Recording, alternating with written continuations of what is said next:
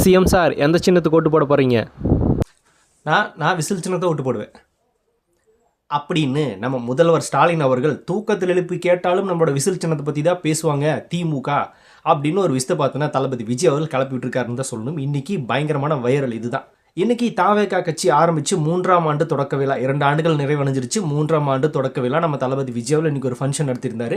அந்த ஃபங்க்ஷன் பார்த்தோன்னா ரொம்ப சூப்பராக நடந்துருந்துச்சு. ப்ளஸ் என்டர்டைன்மெண்ட் கலந்து ஒரு ஸ்பீச்சோட பார்த்தோன்னா தளபதி முடிச்சிருந்தார். அந்த லெவலில் ஒரு சூப்பரான கண்டென்ட்லாம் கொடுத்துட்டு போயிருக்காரு. அது என்ன அப்படிங்கிறத பற்றி தான் அந்த வீடியோவில் டீட்டெயில்டாக பார்க்க போகிறோம்.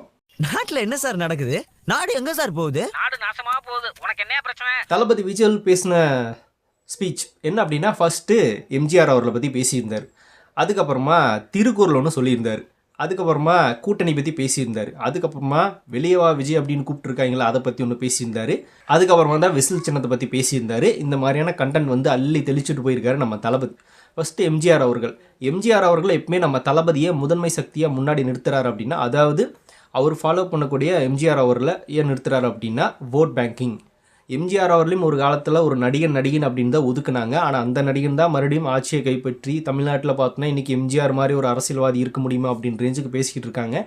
அதே மாதிரி தான் பார்த்தோன்னா அவரையுமே அடக்குனாங்க, ஒடுக்குனாங்க. அதே பிளான் தான், அதே ஒரு தகர டப்பாவை எடுத்துகிட்டு வந்து தான் நம்மளுக்கு உருட்டுறாங்க அப்படின்னு மாதிரியான ஒரு விஷயத்தை பார்த்தோன்னா விஜய் பதிவு பண்ணிட்டு போயிருந்தார். அப்போ இருக்கிற கட்சிகள் எல்லாமே இவரை இப்படி தான் பேசினாங்க. புதுசாக ஒரு நடிகர் வந்திருக்காராமா, அதுக்கப்புறமா ஒரு கட்சியை ஒன்று ஆரம்பிச்சிருக்காராமா, அவர் தான் ஜெயிச்சிருக்காராமா அப்படின்ற மாதிரி அரசியல் தெரியாதவர், கேள்வி கேட்டால் பதில் சொல்ல தெரியாதவர், ப்ரெஸ்ஸை மீட் பண்ணாதவர் அப்படின்னு டெல்லியிலேருந்து ப்ரெஷர் கொடுக்குறாங்க அப்படின்னு பல விஷயங்கள் அவர் மேலேயும் திணிச்சாங்க. இப்போ இதே மாதிரி பேசுகிற அதே வாய்கள் அப்படின்னு சொல்லியிருக்காரு விஜய் அவர்கள். அப்படியெல்லாம் பேசினாலும் கடைசியில் அவர் தான் முதலமைச்சர் ஆனார், ஜெயிச்சார் அப்படின்றத பற்றி அவர் சொல்ல வர்றாரு. அவர் தான் பாயிண்ட், இதில் வேறு ஒன்றும் கிடையாது. நம்மளும் அதை நோக்கி தான் பயணிச்சிட்ருக்கோம்.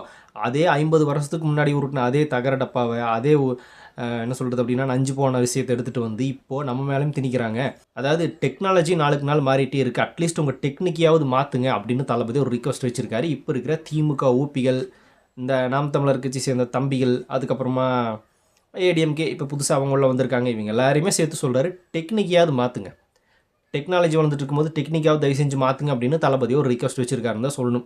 ஃபஸ்ட்டு இதை பேசிட்டார். அதுக்கப்புறமா தான் திருக்குறள் ஒன்று சொன்னார். அநீதி, அராஜகம், தில்லுமுள்ளு இவையெல்லாம் திமுக முதற்றை உலகு அப்படின்னு திருவள்ளுவர் பாடியிருப்பார் அப்படின்னு சொல்லியிருக்காரு. இந்த காலகட்டத்தில் அவர் இருந்தார் அப்படின்னா திமுகவுக்கு இந்த மாதிரி ஒரு திருக்குறள் தான் எழுதியிருப்பார் அப்படின்னு 3 டைம் சொல்லியிருந்தார். அங்கே ரிக்வஸ்ட் வச்சுட்டே இருக்காங்க, ஒன்ஸ் மோர் அப்படின்னு திரும்பி ரிப்பீட்டில் சொல்லிகிட்டே இருந்தார் தளபதி. இதுதான் பார்த்தோன்னா இனிமேல் இந்த குரல் தான் பயங்கரமாக வைரலாக போகுது. அதாவது விஜய் அவர்கள் ஒரு விஷயத்தை பார்த்தோன்னா திமுக பற்றி பேசினாலே அது வைரலாகும். சிஎம் அங்கிள் அப்படின்னாரு, அதுவும் பயங்கர வைரல். அதுக்கப்புறமா பவளவேலா பாப்பா அப்படின்னாரு, இப்போ வரைக்கும் ட்ரெண்டிங்கில் போயிட்டுருக்கு. இப்போ மறுபடியும் இந்த குரல் வேறு சொல்லியிருக்காரு. இந்த மாதிரி விஜய் அவர்கள் திமுக பற்றி எது ஒன்று பேசினார் அப்படின்னா அது பயங்கர வைரல் ஆகுது. இப்போ இந்த குரல் பார்த்தோன்னா பயங்கரமாக வைரலாக போகுது. எல்லாருமே இதான் நினச்சிக்கிட்டு இருப்பாங்க, இன்றைக்கி என்ன சொல்லி பார்த்தோன்னா கண்டென்ட்டு எல்லாருக்கும் கொடுக்க போகிறாரோ, என்னத்தை பேச போகிறாங்களோ அப்படின்ற மாதிரி பயங்கரமாக இருந்திருப்பாங்க. அதனால தான் ஸ்டார்ட் பண்ணும்போதே மைக்கை கையில் பிடிச்சாச்சு, வெடியை கொளுத்தி போட்டுருமோமா அப்படின்னு மாதிரி கேட்டு தான் பேச ஆரம்பித்தார். பயங்கரமாக வெடிக்கும் இந்த வெடி, எல்லா கட்சிகளுமே பயங்கரமாக வெடிக்கும். அந்த லெவலில் ஒரு குரல் ஒன்று சொல்லிட்டு போயிருந்தார். அந்த குரல் வேறு யாருக்கு பார்த்தோன்னா யூஸாக இருக்க போகுது? திமுகவுக்கு மட்டும்தான் அராஜகம் பண்ணிட்டு தான் இருக்காங்க. திமுக அமைச்சர்கள்லேருந்து எம்எல்ஏக்கள் வரைக்கும் பண்ணாத ரவுடிஸுமே கிடையாது, அந்த லெவலில் பண்ணிகிட்டு இருக்காங்க. பார்க்குறோம் அநீதி, எங்கே நீதி வாங்கி கொடுத்துருக்காங்க? எல்லாமே அநீதி தான். இவங்க கட்சி சார்ந்த நபர்களே வந்து பல தப்புகளை பண்ணுறாங்க, ஏதாவது நியாயம் கேட்டு போனால் அடிக்கிறாங்க. அதுக்கப்புறமா இப்போ கூட ரீசெண்டாக வந்து கல்குவாரி கரூரில் பார்த்தோன்னா வந்து இந்த மணல் கொள்ளை இதெல்லாம் அள்ளிட்டு இருக்காங்க அப்படிங்கிறதையும் பார்த்தோம். அநீதி தான் நடந்துட்டு இருக்குது, வேறு என்ன நடந்துட்டு இருக்குது? அப்புறம் பெண்கள் பாதுகாப்பு இல்லை, எல்லாமே பார்த்தோன்னா குற்றச்சாட்டாக தான் போயிட்டுருக்கு. அங்கங்கே சர்வசாதாரணமாக போதைப் பொருட்கள் உள்ளே வந்துட்டுருக்கு, கொலை கற்பு எல்லாமே நடந்துகிட்டு இருக்குது. அநீதி தான், நீதின்றதே கிடையாது. அதையும் சொல்லியிருந்தார். தில்லுமுள்ளு இதெல்லாம் நடந்தாலும் கூட அப்படிலாம் ஒன்றுமே நடக்கலை. 0% தான் கஞ்சா இருக்குது தமிழ்நாட்டில். பெண்களுக்கு பாதுகாப்புன்றது இங்கே தான் இருக்குது மற்ற மாநிலங்களுக்கு கம்பேர் பண்ணும்போது அப்படின்னு. இதை பண்ண எல்லாத்தையுமே பார்த்தோன்னா மறைக்கிறதுக்காக சில தில்லுமுள்ளு வேலைகள் பண்ணுவாங்கள்ல, அந்த வேலையை பண்ணுறாங்க. அதுவும் கரெக்டாக தான் பொருந்தது. இது எல்லாம் சேர்ந்தது திமுக முதற்றை உலகு. இந்த உலகத்தில் இதெல்லாம் பண்ணுறதுக்கு இவங்களை விட்டால் வேறு ஆளுங்க இருப்பாங்களா அப்படின்னு ரேஞ்சுக்கு பேசிட்டு போயிருக்காரு தளபதி. இதையெல்லாம் மறைக்கிறதுக்காக திமுக வந்து சில தில்லுமுள்ளு வேலைகளை பண்ணுவாங்களா, அதை தான் விஜய் அவர்கள் பார்த்தோன்னா ஒரு திருக்குறள் மாதிரி சொல்லி முடிச்சுட்டு போயிருந்தார். இந்த பக்கம் இது ஒன்று போயிட்டுருக்கு. இன்னும் திமுக ஒப்பிகளுக்கு இது பயங்கரமான ஒரு கதறலாக இருக்கும். பார்ப்போம் நாளைக்கெல்லாம் என்ன நடக்குது அப்படின்றத. அதுக்கப்புறம் இந்த பக்கம் கூட்டணி பற்றி பேசியிருந்தார். மக்கள் சக்தியாக நம்ம ஒரு பக்கம் ஒரு கூட்டணியில் இருக்கும், இந்த பக்கம் திமுக சார்பில் பார்த்தோன்னா அவங்களோட கூட்டணி கட்சிகளோட அவங்க நிற்கிறாங்க. ரெண்டையும் சொல்லிட்டாரா. இந்த பக்கம் வரும்போது அதிமுக பற்றி பேசும்போது அதிமுக பற்றி என்ன சொல்ல போகிறாரு அப்படின்னு எதிர்பார்த்துட்டு இருந்தாங்க. திடீர்னு பார்த்தோன்னா என்ன சொல்லிட்டார் அப்படின்னா, பாஜக தலைமையில் ஒரு சிலர் மற்றும் பலர் அப்படின்னு சொல்லிட்டார். ஏன்னா திமுகவை கூட பார்த்தோன்னா திமுகவோட சேர்ந்த கூட்டணி கட்சிகள் அப்படின்னு சொல்லிட்டாரு. ஆனால் அதிமுகவை கூட்டணி கட்சிகள்னு சொல்லவே இல்லையே. பிஜேபி தலைமையில் பல பேர் அப்படின்ட்டாரு. இதை விட பார்த்தோன்னா அதிமுகவுக்கு ஏதாவது கேவலம் இருக்கான்னா இருக்காது. ஏன்னா அவங்க பிஜேபி கிட்டே எப்போ பார்த்தோன்னா வந்து காலில் விழுந்தாங்களோ அப்போவே வந்து அதிமுக அப்படின்ற ஒரு கட்சியே இல்லை அப்படின்னு ரேஞ்சுக்கு ஆகி போச்சு. ஏன்னா பிஜேபியோட கூட்டணி வச்சாலே மக்கள் புறக்கணிச்சிருவாங்க அப்படிங்கிறது தெரிஞ்சும் கூட்டணி வச்சுருக்காங்க அப்படின்னா வேறு என்ன சொல்ல முடியும். பிஜேபி தலைமையில் மற்றும் பலர் அப்படின்னு அதிமுகன்ற பேரை கூட தளபதி சொல்லலை. இதுவே பார்த்தோன்னா அவங்களுக்கு ஒரு மிகப்பெரிய கெட்ட பேர் தான். அரசியல் ரீதியாக இருக்கக்கூடிய திமுக கூட பார்த்தோன்னா திமுக தலைமையில் கூட்டணி கட்சிகள்ன்ட்டார். இதை விட பார்த்தோன்னா இவங்களுக்கு ஏதாவது பதிலடி கொடுக்க முடியுமான்னா வாய்ப்பில்லை. அந்த லெவலில் சொல்லிட்டு போயிட்டாரு. இது சொல்லியிருக்காரு, நம்மளோட மக்கள் நம்ம பின்னாடி கூட்டமாக குடும்பமாக இருக்காங்க. நம்ம வந்து எலெக்ஷனில் விசில் சின்னத்துக்கு ஓட்டு போட செய்ய வைக்கிறது மட்டும்தான் உங்களோட வேலை. வேட்பாளர்கள் கூட நின்று ரொம்பவுமே ஒத்துமையாக செயல்பட்டு வேலை செய்யுங்க அப்படின்னு ஒரு விஷயத்தை பதிவு பண்ணிட்டு போயிருக்காரு. இதையும் பார்த்துட்டோம். அடுத்ததான் மெயின் அந்த விசில் சின்னம் அப்படிங்கிறது சிட்டி சைடு தான் போய் சேர்ந்துருக்கு, டவுன் சைடு தான் போய் சேர்ந்துருக்கு, வில்லேஜ்லலாம் தெரியாது அப்படின்றாங்க. இப்போ நான் இருக்கிறதெல்லாம் வில்லேஜ் தான், அதனால் எல்லாருக்குமே தெரியும். விசில் சின்னமெல்லாம் பார்த்தோம்னா எல்லா பக்கம் வந்து அப்படியே கொடி கட்டி பறக்குது. தாவேக்கா கொடி எப்படி பார்த்தோம்னா இந்த அளவுக்கு ரீச் ஆச்சோ அதை விட வேகமாக விசில் சின்னம் ரீச் ஆயிருக்கு அப்படிங்கிறது எல்லாருக்குமே தெரியும். சின்ன குழந்தைங்கள்லேருந்து வயதானவர்கள் வரைக்கும் அந்த சின்னம் அப்படிங்கிறது எல்லாருக்குமே போய் சேர்ந்துருக்கு அப்படிங்கிறதுல மாற்றம் இல்லை. அது எந்த லெவலில் போயிருக்கு அப்படின்னு சொன்னதுக்கு ஒரு எக்ஸாம்பிள் சொன்னார் பாருங்க. அதுதான் பார்த்தோன்னா பயங்கர காமெடி. நம்ம அடிக்கடி இதை வீடியோவில் பேசுவோம். எப்போ அப்படின்னா திமுக அமைச்சர்களே கட்டுப்படுத்த முடியாத திமுக ஆட்சியில் இருக்கிற முதல்வர் எப்படி பார்த்தோன்னா மக்களை கண்ட்ரோல் பண்ணுவாங்க அப்படின்னு ஒரு கேள்வி நம்ம கேட்போம். ஏன்னா இங்கே ஒரு நடிகர் பார்த்தோன்னா விஜய் தன்னோட ரசிகர்களே பார்த்தோன்னா கட்டுப்படுத்த முடியல, அதாவது வந்து அரசியல் சொல்லிக் கொடுக்க தெரியல அப்படின்னு மாதிரியான சில குற்றச்சாட்டுகள் வைப்பாங்க.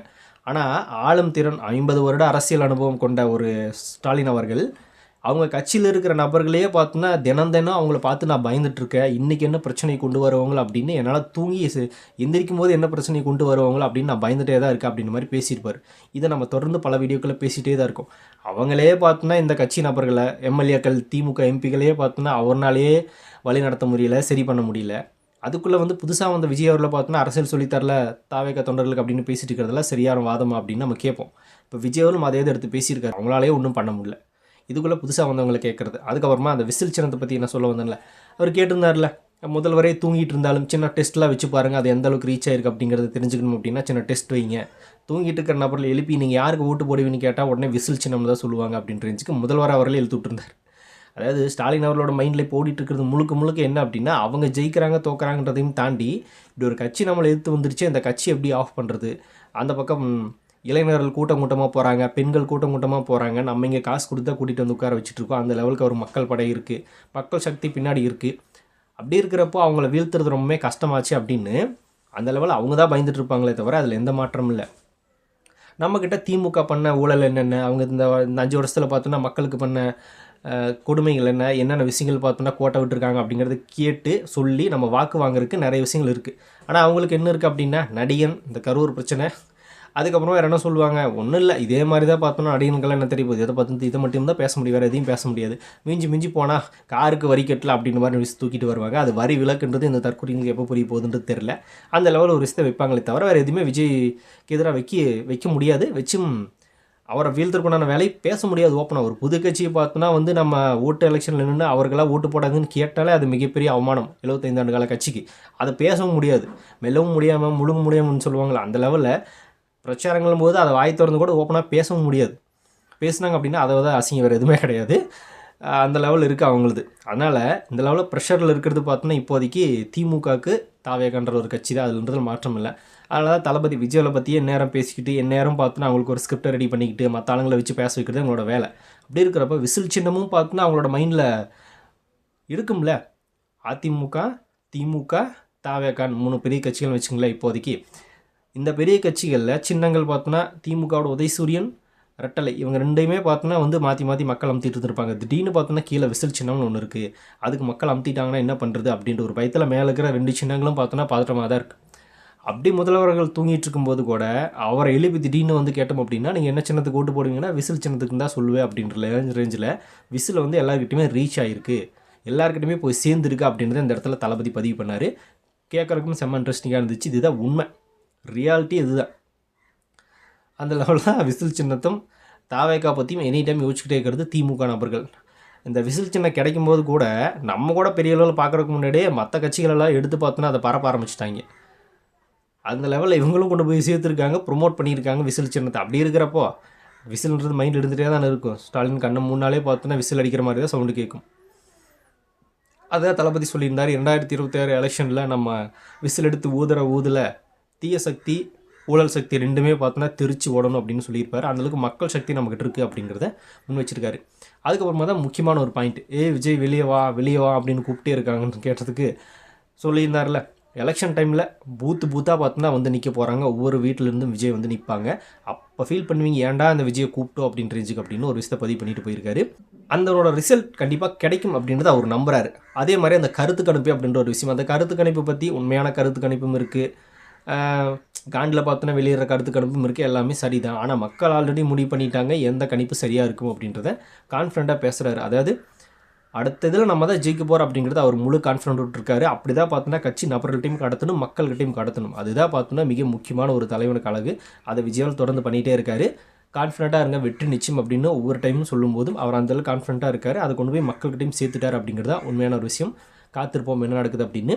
இன்றைக்கி தாவேகா மூன்றாம் ஆண்டு தொடக்க விழா சிறப்பாக முடிஞ்சுது. சைகையும் பார்த்தோன்னா செம்ம சைகை பண்ணி விட்டுருந்தார். இனி எப்படியெல்லாம் கதற போகிறாங்க அப்படிங்கிறத பார்த்துருப்போம். விஜய் சொன்ன மாதிரி கொந்தளிக்க தானே செய்வாங்க. அந்த கொந்தளிப்பு எப்படி இருக்குன்றதை பார்த்துட்டு அடுத்தடுத்து நம்ம அதை பற்றி பேசுவோம். ஸோ இப்போ தளபதி பேசியிருக்கிற இந்த விஷயங்கள் உங்களுக்கு எந்த அளவுக்கு ஓகேவாக இருந்துச்சு அப்படிங்கிறத கமெண்ட்டில் ஷேர் பண்ணிட்டு போங்க. அப்படியே பிக் டாபிக் சேனல் யாராவது சப்ஸ்கிரைப் பண்ண மறக்காமல் சப்ஸ்கிரைப் பண்ணிக்கோங்க. நிறைய big topics, political news, trending news, cinema updates அப்படி நிறைய நம்ம சேனல் தொடர்ந்து வரப்போகுது.